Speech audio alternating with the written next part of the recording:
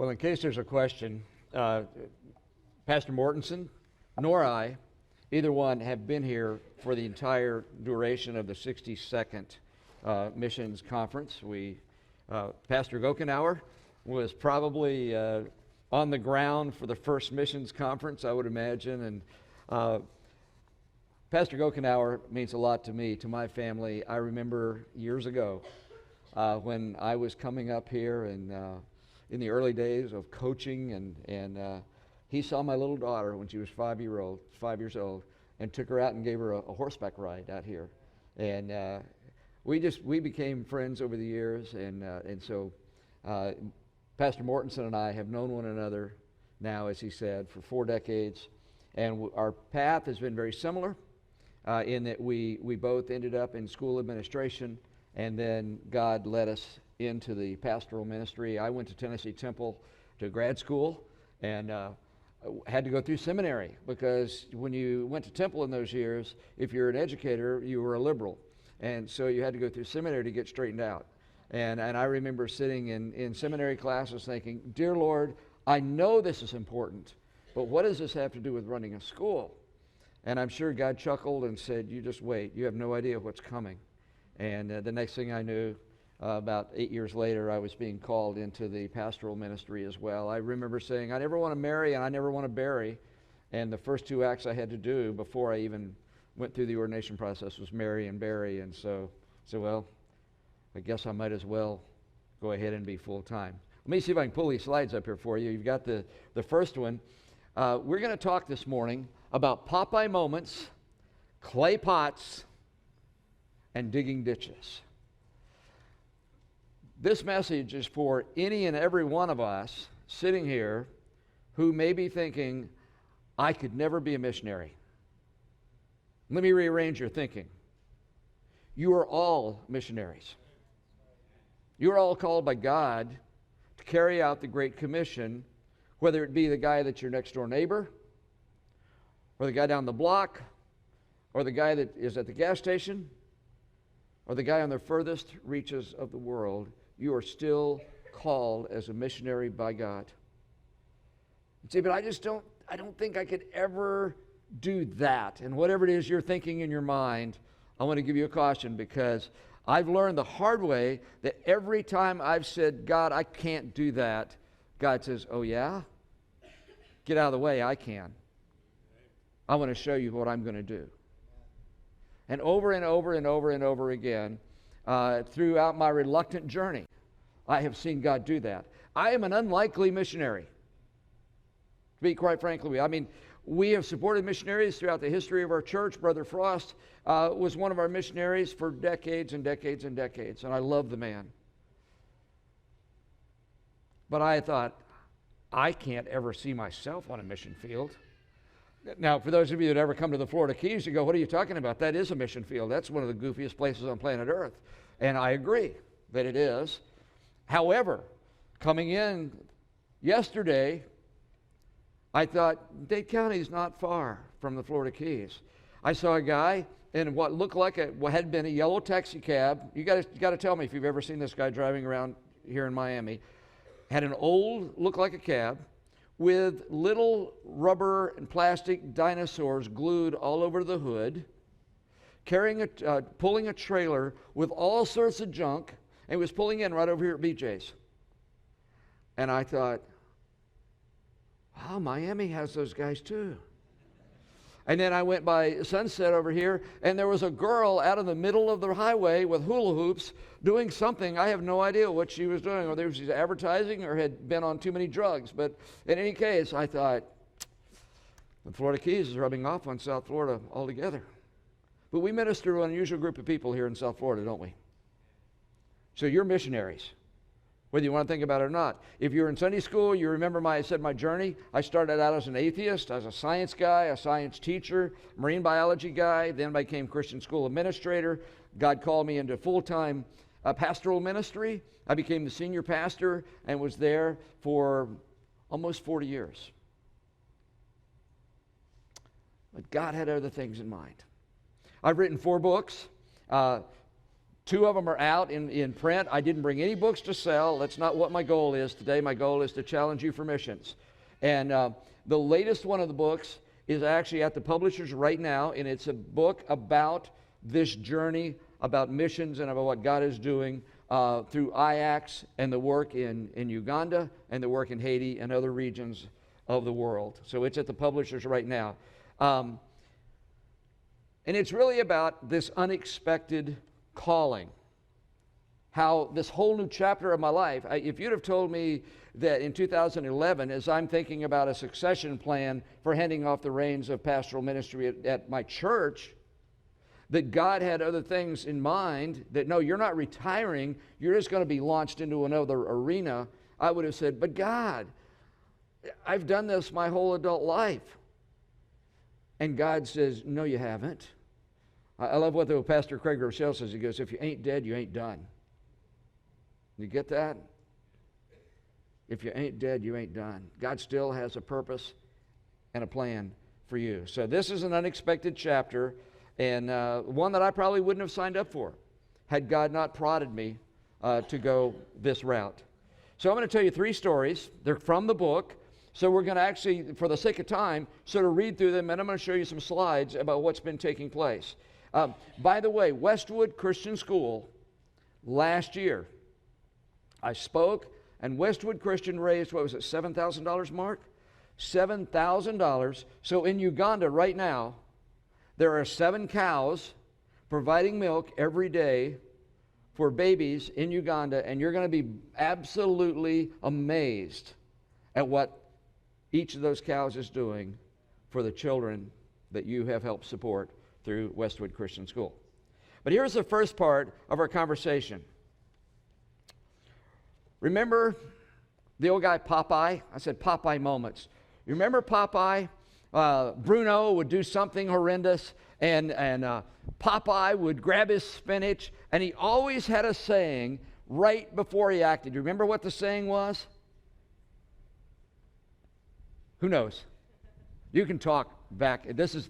We need input here. He would say,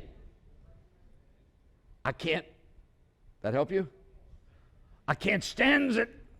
Remember that now? I can't stand it. I just can't stand it no more. And they would pop the spinach, plump, plump, and then knock Bruno to the moon. Remember all that? When God is calling you, He starts with a Popeye moment. You see something, and you go, I can't stand to see that. I can't stand that injustice. That's where it starts with me most of the time. I can't stand to think about that boy or that girl or that nation dying and going to hell. I just can't stand it no more. Sorry, English teachers. That's Popeye language. So I want you to think about, have you ever had a Popeye moment? And maybe you're having a Popeye moment right now. That God has been nudging you and prodding you and calling you, and you've been resistant. Not me, God. That you must mean somebody else over there. But I was confronted when my Popeye moment, back in, well, 2 things happened in 2011. I was attending a conference, a leadership conference, where I heard a message, part of which I'm going to share with you, and I share in the book. And then I was reading a book called A Hole in Our Gospel by Richard Stearns. If you've not read A Hole in Our Gospel by Richard Stearns, I challenge you to read it. Richard Stearns left a successful life in the business world to become the president, I believe, of World Vision. But these were the 2 questions that grabbed him, and they were the 2 questions that he mentioned in the book that grabbed me. Here they are. Let me see if I can pull them up. Oh, there's Popeye.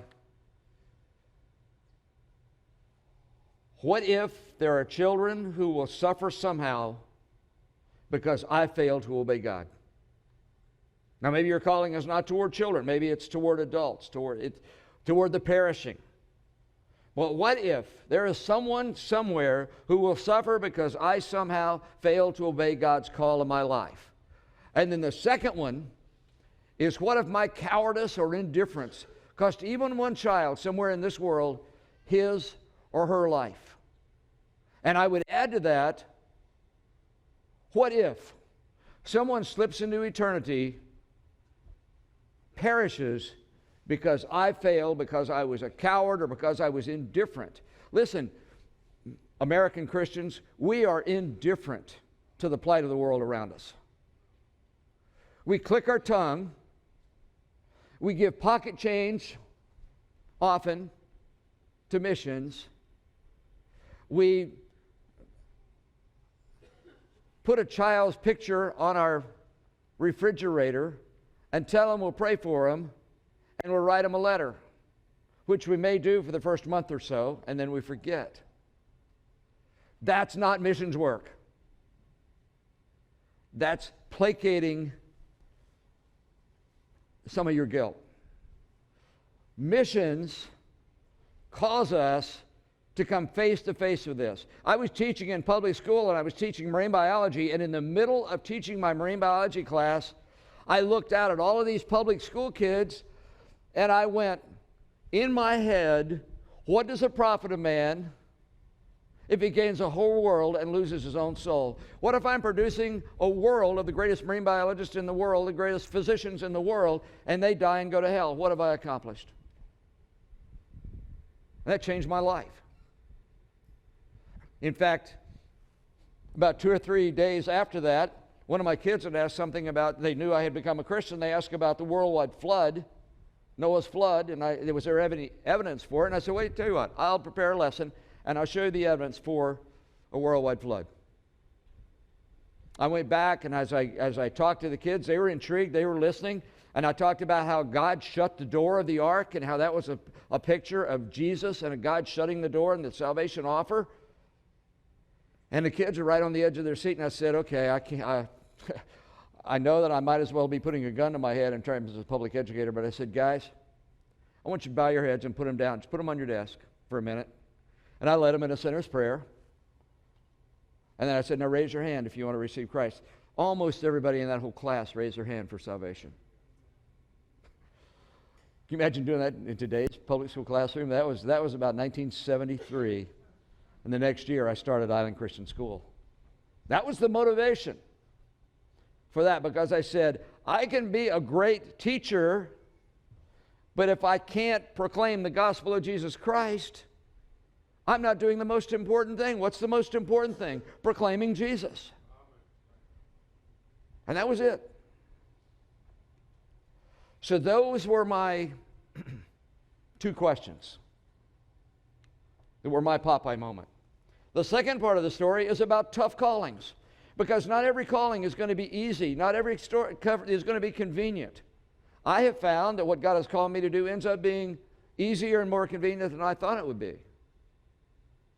But that's not always the case.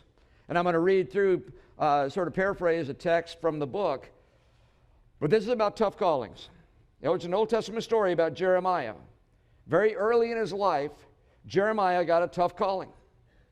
He responded to God's call and was probably excited to see what God was going to do. But nothing ever went well. Remember Jeremiah? That poor guy, every time he turned around, was in trouble. Jeremiah felt like nothing he tried would ever succeed. He even had a bout of cursing God, but then he regrouped and decided to go forward with God's plan. But round 2 doesn't go any better. As a prophet of God, he's called to deliver some tough messages to the people that God sends him to. In an effort to shut him up, they toss him into a deep, mud-filled cistern. Imagine standing waist-deep in the damp, rat-infested, smelly pit and thinking, this is how it's all going to end for me. I'm going to starve to death in this mud pit, and no one is ever going to find me. But someone had sympathy on him and rescued him. See, I'm reading all this so you'll go out and buy the book when it comes out. How's that? So once again, he continued to preach. He preached for years, but the people never listened. Then one day the enemy comes riding into town and attacks the people of God and carries everyone, including Jeremiah, into captivity back to the enemy's land. Sometime after that, Jeremiah goes off by himself, sits down by a river, and writes a book. What's that book called, remember? It was a lament. Does that help you? It's called the Book of Lamentations. It's included in our Bible. We call it the Book of Lamentations. In this book, he tells us how wrong everything had gone. But near the end of the book, he has a moment of clarity, and he says, listen to what he says. I'm going to try to put it up here for us. This I recall to my mind. Therefore have I hope. It is of the Lord's mercies that we are not consumed, because his compassions fail not. That'd make a great hymn, wouldn't it? They are new every morning. Great is thy faithfulness. The Lord is my portion, says my soul. Therefore will I hope in him. Here's a man who literally felt like in God's call in his life, everything had gone south, but he just kept being obedient. At the end, Jeremiah just says, it's been hard. But at the end of the day, if I had to do it all over again, I would, because great is your faithfulness. Now, and I wrote these words are words I penned. I said, I'm not worthy of having my name mentioned in the same sentence with Jeremiah. Pastoring a church in Alamrata in the Florida Keys is not exactly a tough calling. Leading a Christian school and serving on the different boards that Pastor Mortensen and I mentioned is not exactly tough duty. But here's the heart of what I want to talk to you about. If you watch one episode, again, I'm reading from the book. If you watch one episode of the evening news, and it only takes about one these days, you know that our world is fallen, broken, and is getting worse.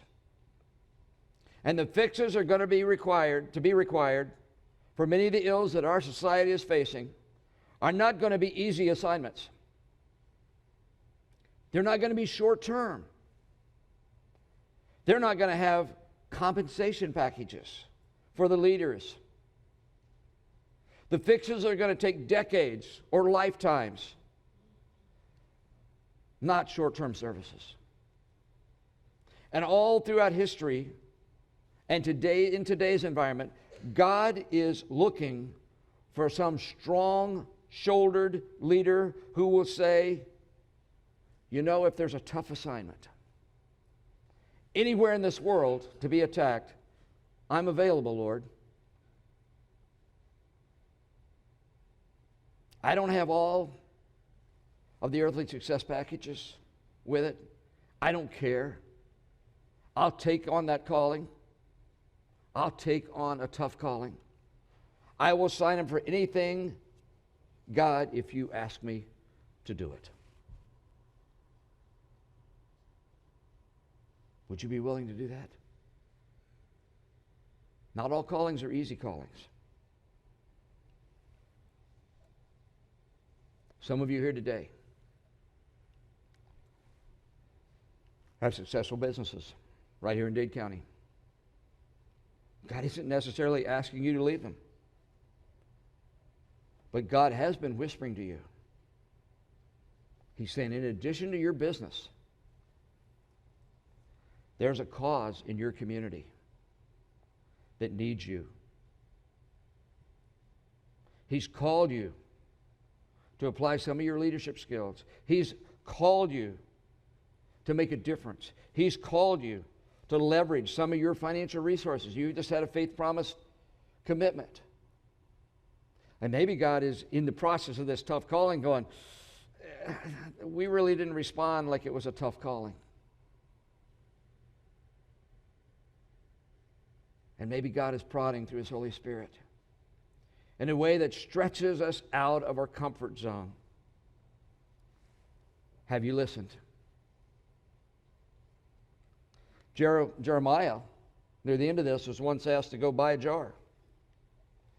And this is the point in Jeremiah's life when he was already quite disillusioned. So he asked God. He says, God, why do you want me to go to buy it? Buy the jar. And God says, you go buy the jar, and I'll tell you why we're going. So he goes out, he goes and he buys the pot, and he said, here's what I want you to do. I want you to buy it, and then I want you to gather all the people around, many as people as possible, and then I want you to tell them one more time that if they don't humble themselves, if they don't stop mistreating the poor, the orphans, and the widows, then I'm going to smash their country. Imagine that. They've been led off into captivity. And now Jeremiah, who's already been thrown in the pit and just had a terrible life, has been told to do this one more time. And he says, and as you're telling that, he says, I want you to take that clay pot that you've purchased. Take your piece of clay out right now. Just get it up and be ready. In fact, guys, if you need some pens, or ushers that have pens, they will hand you one. Just raise your hand. They'll get them to you and make sure if you need them. Because I'm going to ask you to do something on this. But Jeremiah's got this big clay pot. And he's telling the people what they need to do. He says, I want you to smash this jar on the ground. I was going to bring a clay pot and crash it. And I thought, no, not on this floor. I'm not going to do that. So I just thought that will be merciful. So I'll hold it up as if this clay pot has been broken. So he throws the clay pot down. So the people get a picture of what the deal is. So here it is in Scripture. Here's what it said. Then shalt thou break the bottle in the sight of men that go with thee. It's in Jeremiah 19.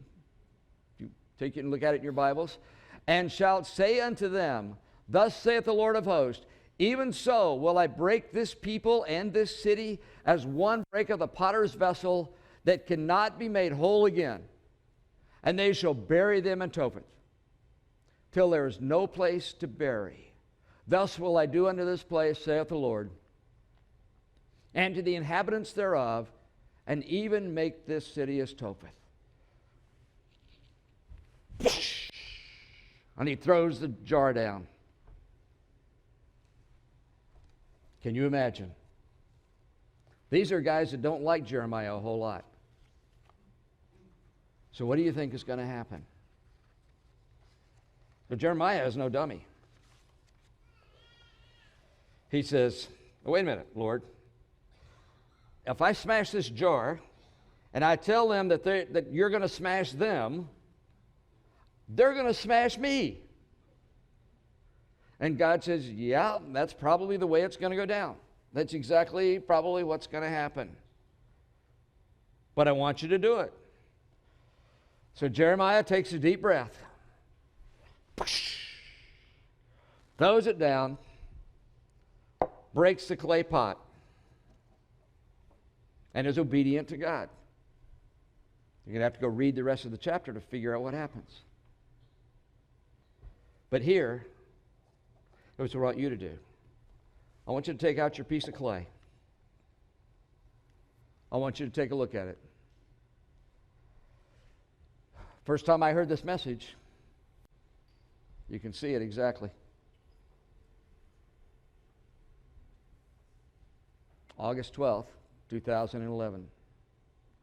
Dino Padron has just asked me, will you become the president of Ajax? No, I don't think so. Will you pray about it? Okay, Lord. And I hear this story from Jeremiah for the first time in this capacity, talking about tough callings. I want you to take your piece of clay, and I want you to just bow with me for a moment, because when you came in, you should have received this piece of clay.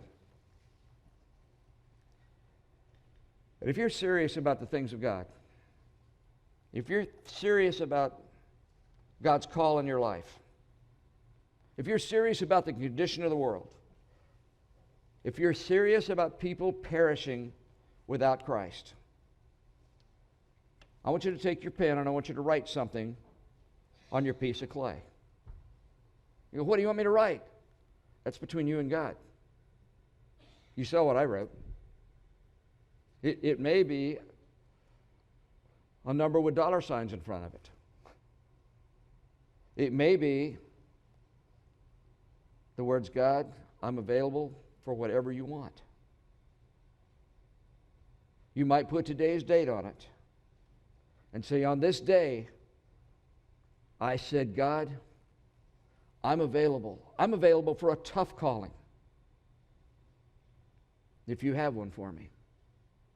I'm available. I'm open, God. I'm ready, God.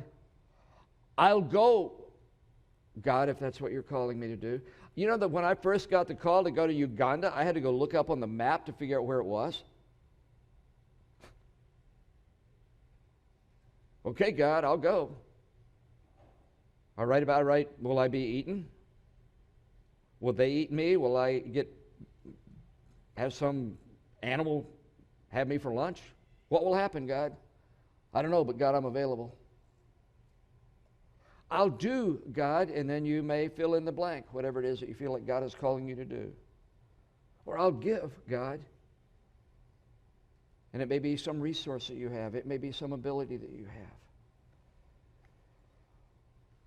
But I'm just going to lead you in a word of prayer. We're not through yet. We're going to look at some slides here in just a second. But I just want you to go before God. And let's have a quick word of prayer. Father, may you use this moment in our life. If you are prodding us toward a tough calling, may we be obedient to you. Father, really the bottom line here is, will we yield to your lordship? And so, Father, give us wisdom as we write on this piece of clay.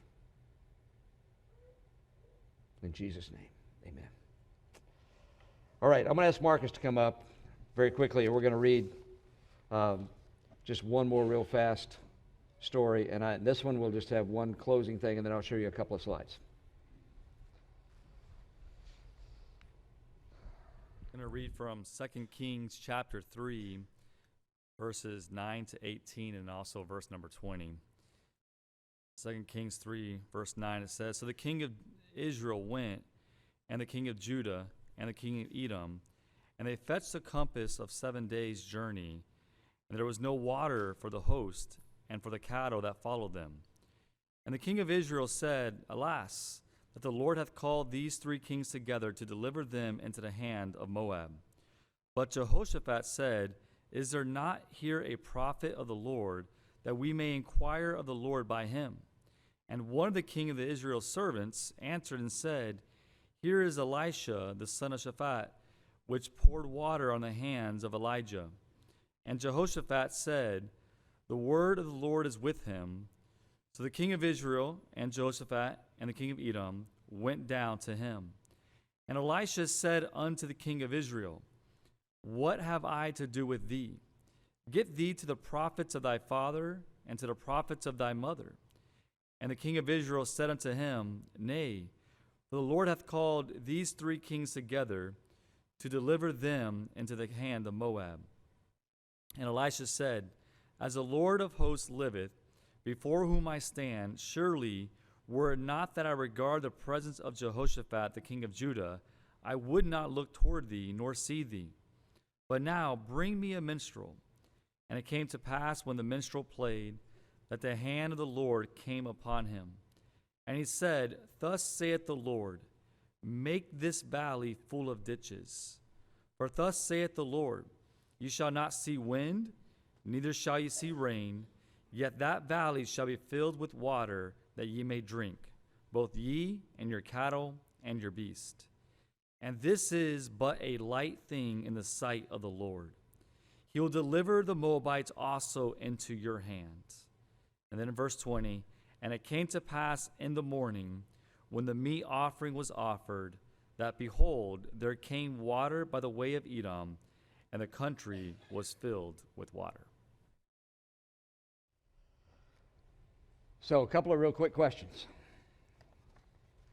You heard the story. Now, what was it that God was calling them to do? What was their instruction that they had to do? Go do what? Dig ditches, right? Did they know where the water was going to come from? No. Their part was to dig the ditch. They didn't say dig a single ditch, did they? They said fill the valley with ditches. They were obedient. What was God's part? He provided the water, didn't he? So, here's the point of this. You may be getting a tough calling. You may be having a Popeye moment. You may say, God, I don't have a clue about how to do any of this. And God says, look, all I want you to do is dig the ditch. I'll fill it with water. I'll take care of the rest. You know what? I went to Uganda. People said, what are you going to do when you get to Uganda? I said, I don't know. I'm going to go help people. How are you going to do it? I don't know. I'll find out when I get there. What's your plan? That is the plan. God, I'm digging the ditch. First time I went to Uganda, we held meetings around these different orphanages, and we walked through. This is one of the first schools I saw. And I said, we're going to have a meeting. We want to help you guys get organized. And they said, okay, what's that going to look like? And I said, well, come together and we'll help you organize and we'll find out. Long story short, before it was all over, we had over 200 schools and 30,000 children represented in this first meeting. I didn't have a clue about what was going to happen, and God said, get out of the way and let me fill this ditch with water. And that's what happened. Let's take a look at this next little clip here.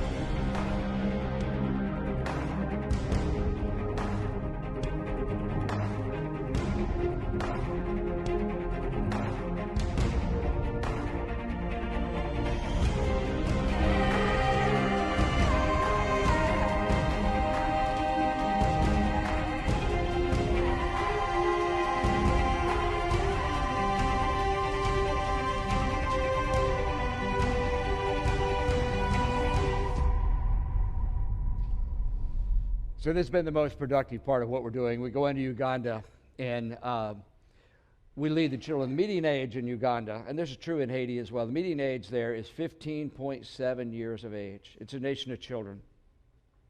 I've gone into a village where the oldest person in the village was 14 years old. It's staggering. But that's just the reality of what goes on. There's the horror stories that I could tell you, and I'll mention some quickly. This is a dormitory, typical dormitory. That little trunk in front, that's all of the belongings that those children have. That's it. That's their world. This is a 5th grade classroom. You probably can't read that sign from your sitting, but it basically says spread of HIV can be controlled. Can you imagine having to post that on the door of your 5th grade classroom? But most of those children have lost parents or family members to AIDS. So it's a horribly aware of a crisis. School cafeteria. I'm serious, that's a school cafeteria. Classroom.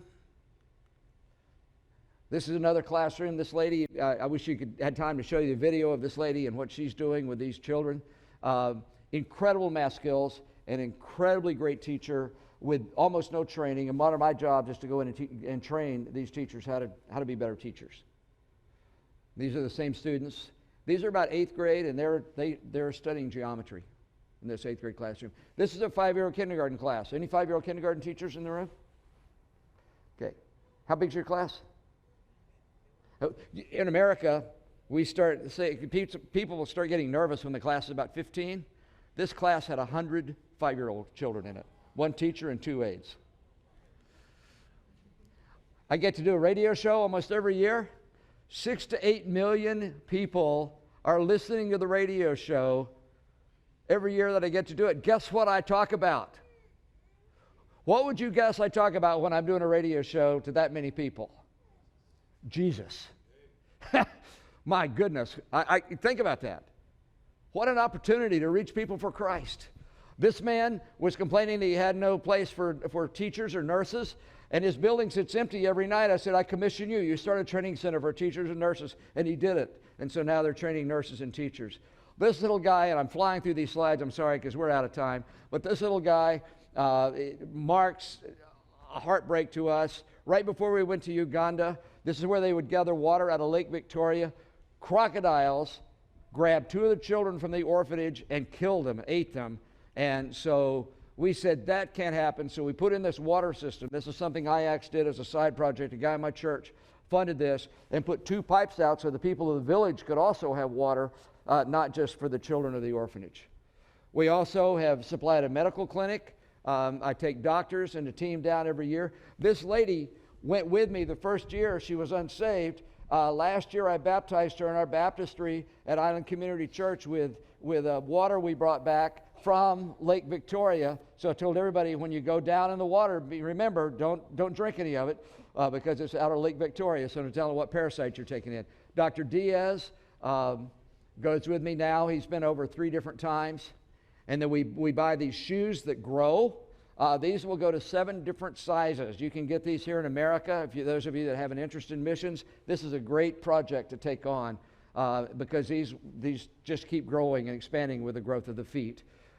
There's the mayor of Alamrata, Mike Forrester, unsaved Jewish guy, goes with me every year, is that close to coming to Christ. And that's why I'm taking him.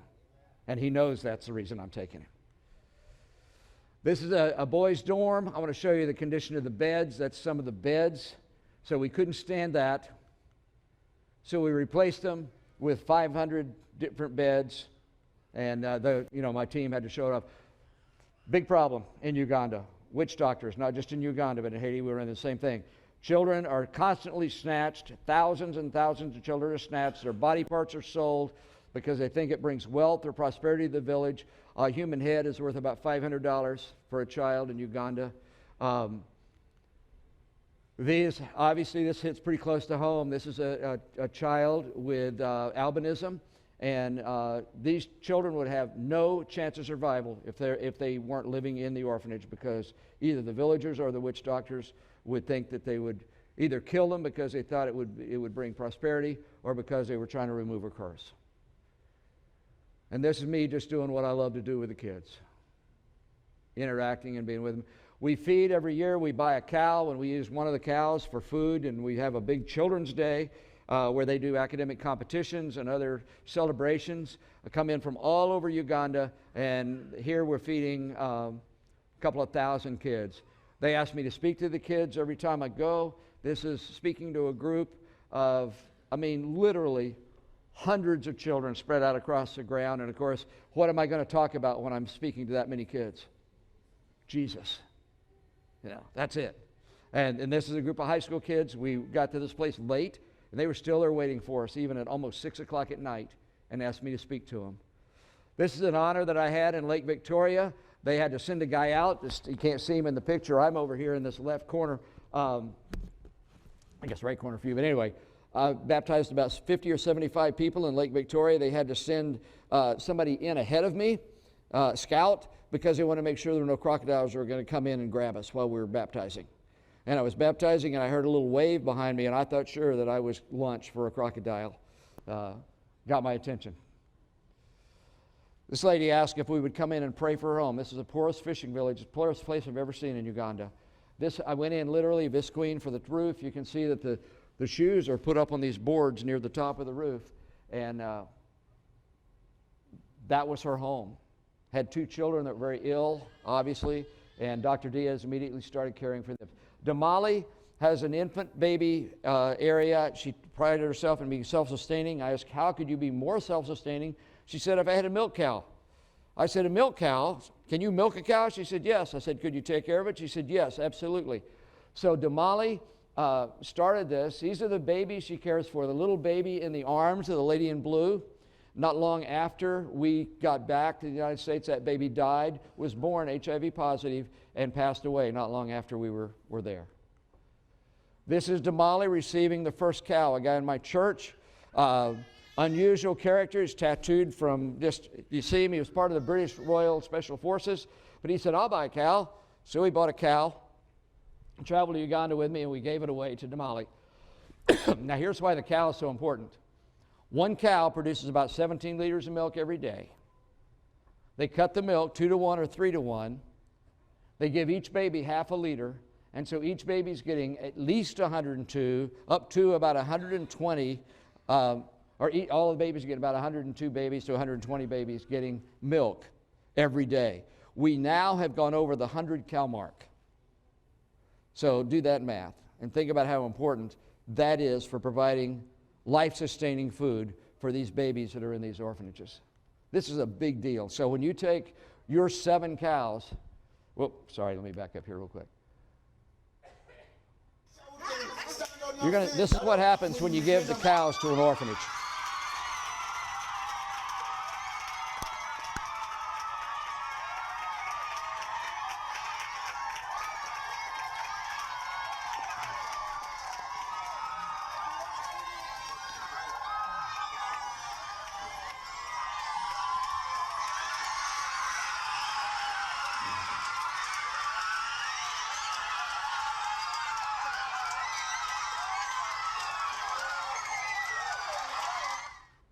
Think you'd get that excited about getting a cow? Would you get that excited about getting a Mercedes? You know, they were that was a huge celebration because they knew what that meant for them. This is a group of the administrators at one of the conferences that I taught. Got them up. The teachers were also there. This is another group, different region. I had a guy in my church make John 3:16 shirts to give to all of the teachers. So they're all so proud of the John 3:16 shirts. They all want their shirts to be about 4 sizes smaller than they should be. This is a picture of the mayor, of myself, and of a guy named Rick Moeller. Rick was diagnosed with stage 4 lung cancer. He received Christ in my church.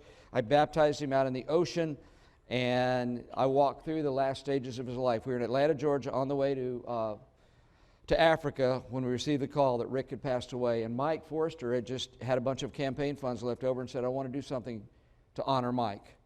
So we put in a playground. You're going to see what happened when the children...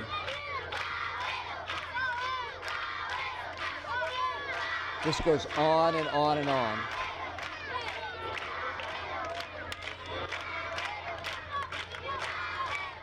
I won't make you watch all of it because it just keeps going.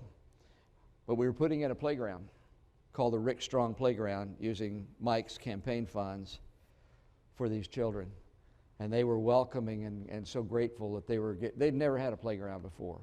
I mean, and the playground equipment, OSHA would shut us down if we tried to have this playground equipment in America, but in Uganda it works just fine, and they were grateful for it. It's been used so hard that I had to leave him more money to restore it because it had been destroyed because there's so many kids using it.